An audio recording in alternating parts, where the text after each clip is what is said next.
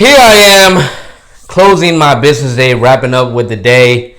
Happen to get on Instagram, and what do I see? Will Fuller at the top of my Instagram thread with a long message.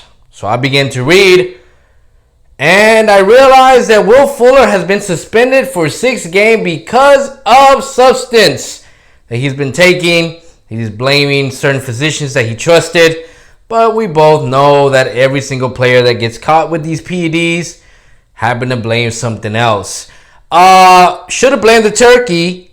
I don't know. But man, devastating news for the Houston Texans and for me, who actually was out of $50 because I said that Will Fuller would break 1,000 yards, and he was maybe a game or 2 games away from doing so. And he decided, nope, I'm going to prove you wrong. And so he is out for 6 games, which is the rest of this season. I think it's the first game of next year, wherever it is that he might play.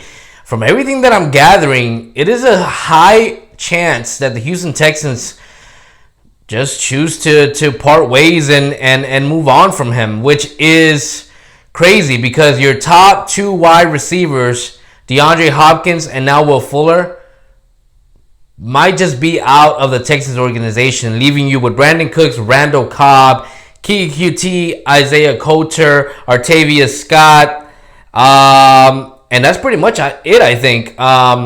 So interesting to see what they do. I know I'm going to put this right here, but I know they brought in 5 players. 2 of those, I think, were wide receivers, and they did that last week sometime. So I'm wondering how soon they got these news. It looks like Will Fuller delivered the news to everybody, but man, you cut Kenny Stills, and the timing of that is just ridiculous. I always thought that you're giving him an opportunity. I understand you're doing it out of respect for Kenny Stills to allow him to go to a contender, but he cleared waivers. Nobody picked him up. Of course, some of that could be financials. And now a guy that could have helped you as you are going into this week to face the Colts, you don't have on this roster no more. And to be honest, as I prepare for on defense, Duke Johnson, Randall Cobb's on IR. You don't target tight ends as good as you should. And so all you really have is Brandon Cooks and Keke QT. That to me spells for an easy game plan on defense and a heavy burden, heavy load, even heavier load, I would say, that Deshaun Watson now has to carry to finish the rest of this season. I was looking forward to the Houston Texans possibly going on a run. I think the playoff thing, there's a lot of things that needed to fall in our place to even get into that. So my thing was more about the Houston Texans spoiling the party for some people. Let's say the Colts, if we would have beat them twice. Now it's going to be a lot tougher. Curious to see what the Texans do. Do they give Artavius Scott the snaps, who used to be Deshaun Watson's roommate in Clemson? Was pretty dynamic with him there. Or do they give Isaiah Coulter those snaps? Or do they go on a heavy tight end game plan and decide to go more of a 2 tight end, 2 wide receiver set? Interesting to see what Tim Kelly and Deshaun Watson cook. Man, but look, just when things were looking up as a stock price for the Houston Texans for a new GM and new head coach, I think this Will Fuller thing affects it a little bit, man. I mean, you got a guy who has now been suspended, and now I don't know how this organization is going to feel him. I already asked my source, so we'll see what he says about it.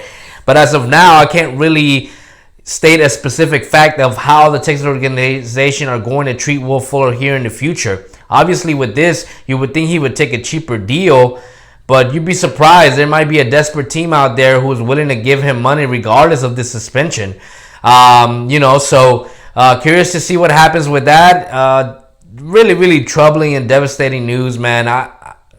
It sucks, man, because it's a thing that helps you, and it's helped Will Fuller, and it's obvious that he's been healthy this season. So, I know that he's been, he said it himself in the presser. He was going to Brandon Cooks people, but this was a doctor that examined him prior to all this. So obviously he had been taking medication the whole season off of this, and yeah, he had gotten pounds of muscle as well. So man, it's unfortunate, but you know, with that type of performance that he had against Detroit, you knew that drug test was gonna happen. I wouldn't be surprised if Tyreek Hill got drug tested. I'm not saying that he's on PEDs, but I'm just saying, like, when you have that type of performance, the NFL is going to test you, especially when it's like a rarity for you. So it's unfortunate. I made a joke on Twitter saying maybe he should have spread the yards, you know, not go for so much. So it's crazy how it all ended up breaking down, man. But I don't know, man. It's a tough road. If the Texans were to pull some of these games, I would be in awe of Deshaun again and again and again. And I wouldn't put it too past him, but man, I can't hold it against him, man. The climb to the top of this mountain is ridiculous. And I don't think there's another QB who's had to go through this crap, more crap during the season than Deshaun Watson has. But anyways, man, that's my spiel. Comment down below. Do you think the Houston Texans should keep Will Fuller? Should they just try to structure a contract for a cheap deal? Do you think that Will Fuller keeps it? Comment down below. Don't forget to hit the like button and subscribe to the channel, man. We're almost at 600. Hey, you know what it is every day, baby? It's H-Town. Let's get it.